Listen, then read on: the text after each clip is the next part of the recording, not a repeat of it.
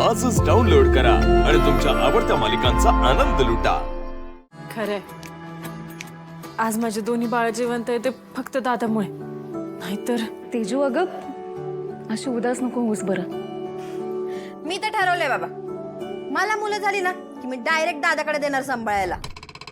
हा धनु दीदी, तू दादाकडेच दे. नाही तर दादाने तर नाणलेला खाऊ आहे ना, तू स्वतःच संपून टाकशील.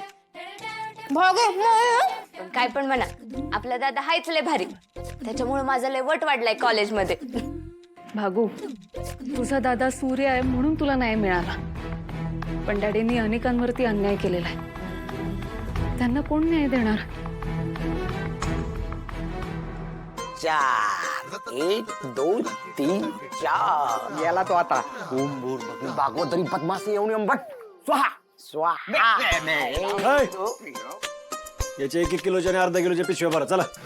एक मिनिट पुढे जा. तुला काम सांगितले दादा. मला नाही सांगितलं, तुला सांगितलं. तू कर. अरे तू उठ जा, काम तुझ्या जवळ आहे, तू कर. दोघांना सांगितलं मी. दोघांना. चला कामाला लागा. चला आवरा. धर लवकर धर.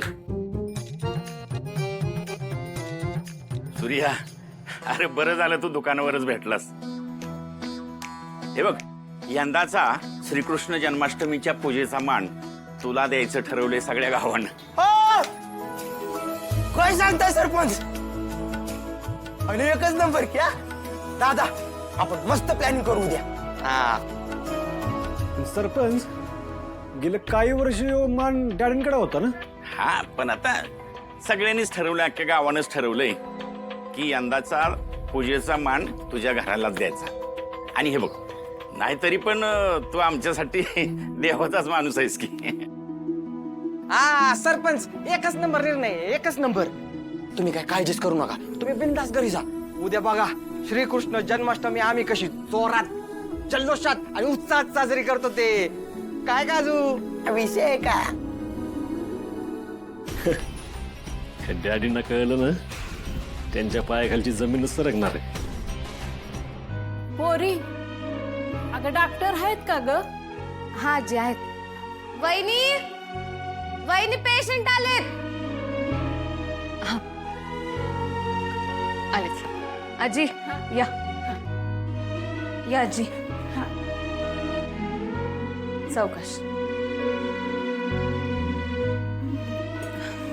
बोला, काय होतंय तुम्हाला? अगं डोकं माझं खूप दुखतं या, आणि छातीत बी दुखतंय. एक मिनिट.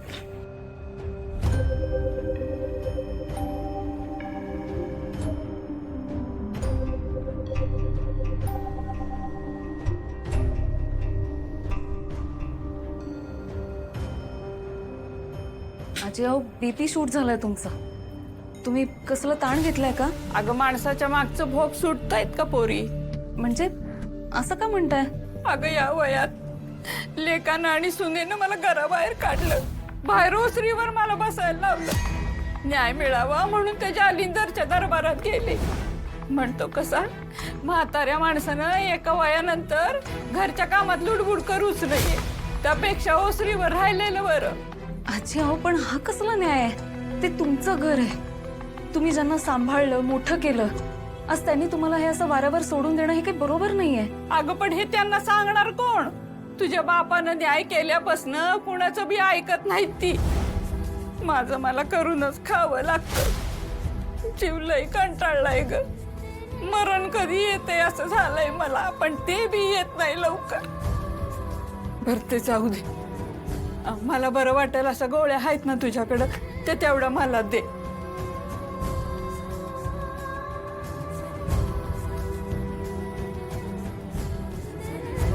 ह्या गोळ्यात सकाळी आणि रात्री जेवण झाल्यावर घ्यायच्या, दिवसातनं 2दा. आणि तुझं पैक? आत्ता असू द्या आजी, तुम्ही फक्त काळजी घ्या. बरोबर.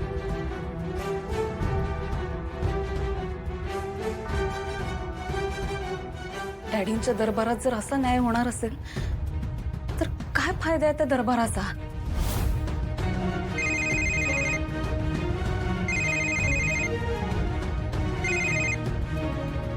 हा सूर्या, बोल. तुळजा, कृष्ण जन्माष्टमीचा मान आपल्याला मिळालाय. हा, का ग तू खुश नाही झाली? अगं आता डॅडींच्या दरबारामध्ये आपण कसं मध्ये पडणार? बरं, ठीक आहे, बघूया आपण काहीतरी. ठेवतो. सूर्या अर्धा डझन अंडी दे ना. पण तुमच्या घरात कोंबड्या आहेत ना, बाहेरनं का अंडी घेताय तुम्ही? काय सांगू सूर्या, डॅडीने पोल्ट्रीवर कब्जा केलाय. सगळ्या कोंबड्या त्यांच्या ताब्यात आहेत. मग आम्हाला अंडी कशी मिळणार? का नाही देणार? आज दरबार आहे ना त्यांचा. हा आज दरबार आहे. तुम्ही जावा बिंदास, तुम्हाला न्याय मिळणार. जावा.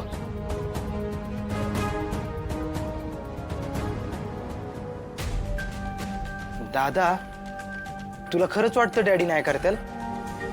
नाही वाटत. अरे मग अरे मी म्हणलं न्याय मिळणार, डॅडी नाही देणार असं कुठं म्हणलं?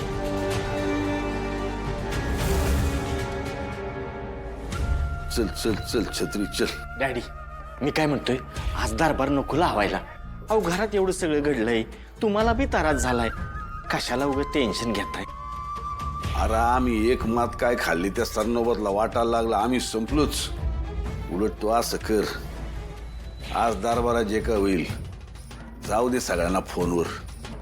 होऊ दे त्या सरनोबतला. या गावातले लोक असे एका खबरीपायी आमच्याकडे येणं कधीच बंद करणार नाहीत म्हणा. चल चल, दरबारात लोक वाट पाहत असतील. चल.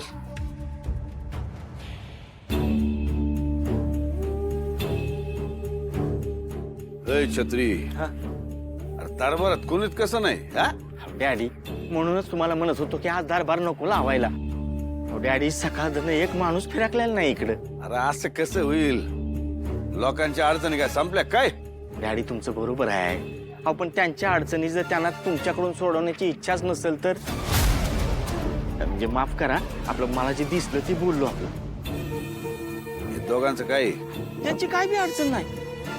मी त्यासनी विचारलं तर म्हणलं घरी टाइमपास होत नाही म्हणून इथं येऊन बसतो. गावातल्या कुटाळक्या ऐकायला बरं वाटतं, मनोरंजन होतं म्हणून इथं येऊन बसतो. ए शिरपा, ए शिरपा, अरे झोपत न जागा हो. अरे मला वाटतंय आपलं काय इथं टाइमपास व्हायला असं काय वाटत नाही, कारण इथं कोणी येणारच नाही. हो अरे तू पर कशी बशी वयाची भोका लागस तोर इथं तर काय. पण एक चिटपाखरू बी कोण दिसना. कुठे गेले ती समधी गावातली? अरे त्या सूर्यानं असं केलंय ना, त्याच्यामुळे हिथं कोण येईल आणि हिथला दरबार भरल असं काय मला वाटणं झालंय बघ. कराय तुझं अगदी बरोबर बोललास. अरे डॅडीच्या घरातलं त्यांचं त्यासनी वहिना झाले आणि गावाची धुनी धुया लागली, ती समजा गाव बोंबलायला लागले त्यांच्या नावात. त्यामुळे मला काय वाटतंय, हिथं काय आज आपला टाइमपास होणार नाही. त्यापेक्षा आपण असं करूया, पाराव जाऊया. कसं? वय वय चल. आता काय या लोकांच्या तोंडून आमची आबरू गेलेली आम्ही ऐकायची का? सूर्या, हे सगळं तुझ्यामुळे झालेले नाही. तुला परत आमच्या पायाशी आणला, जालिंदर निंबाळकर नाव सांगणार नाही.